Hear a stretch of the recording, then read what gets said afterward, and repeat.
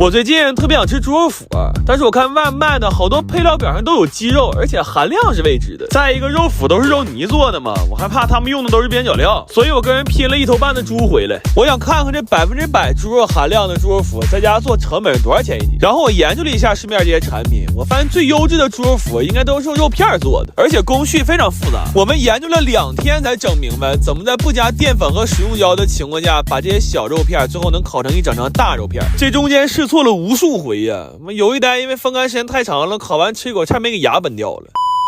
但这肉光切片也不行，因为猪长得并不随人愿，一条猪腿上适合切片的肉其实就那么几块，所以我又研究了一下碎肉是怎么做肉脯的。我发现好吃的关键是肉馅得剁，不能搅，这样才能保留更多的颗粒感，并且在捶打过程中让肉自然的产生一些胶质。这70多斤肉我们整整剁了1天，给耳朵都震聋了，然后还得再调味搅劲儿，几天都没咋睡呀，那只能说是功夫不负有心人。终于在第3天的夜里，我们成功给我弟干出高血压来了。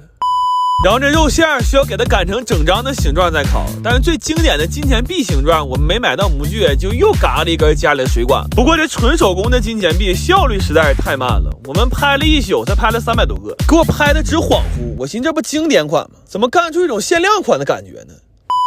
这肉脯据说最正宗的做法要低温慢烤10小时，我粗略估算了一下，这么烤真味能吃上就算烧高香了。所以我买了个烤烧饼的大烤箱，我打算先用烤箱给它烤到8分熟，然后再上炭火。这大家伙一来，那效率一下就上来了。而且我试了一下，这么烤和纯炭烤的在味道上也没什么差别。后来炭烤的时候我还加了点果木，这肉本来就是咸甜口的，现在又裹了一层果木烟熏的香气，这吃一口口感可太丰富了，感觉满嘴都是香味。然后我算了一下，因为在家做不用考虑边角料的损耗，最后它的成本合到42块钱一斤。这肉脯我们后来又晾干了1天，现在它油汪汪的又特别有嚼劲，吃这个太爽。特别是最后把肉脯嚼成肉渣之后，在嘴里嘬吧那点油和味儿，这时候再抿上一小口热水，我天，绝了朋友。